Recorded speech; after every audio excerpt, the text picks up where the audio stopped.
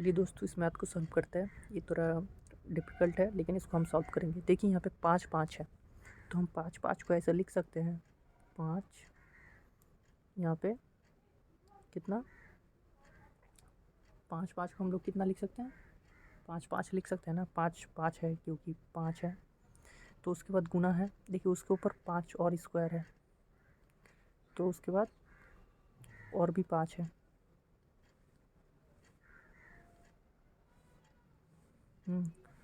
अब 5 3 है गुना के बाद।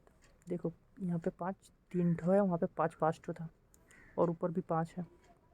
ऐसे हम लोग लिख सकते हैं, डिवाइडेड बाई भाग 5 ये लिख सकते हैं।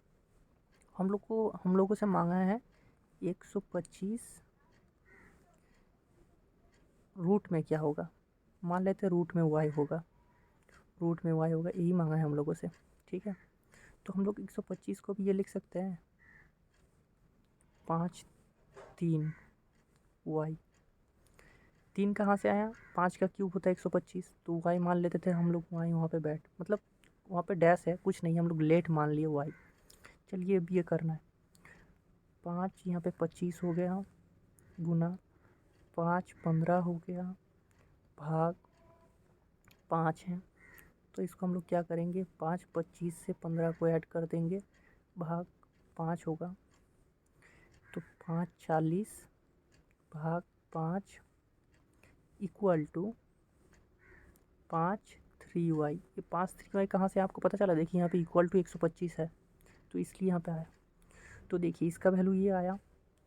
अब क्या होगा, हम इस 5 को हटा देंगे तो क्या करना पड़ेगा, 5 40 में से 1 माइनस कर देना पड़ेगा, इज इक्वल टू 5 3 वाई।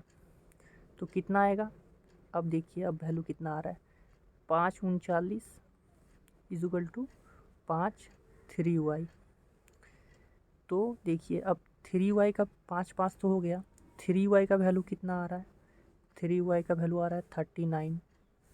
अगर 3 को इस पर ले जाए डिवाइड होगा तो 13। वाई का वैल्यू कितना आ रहा है 13, कितना आ रहा है 13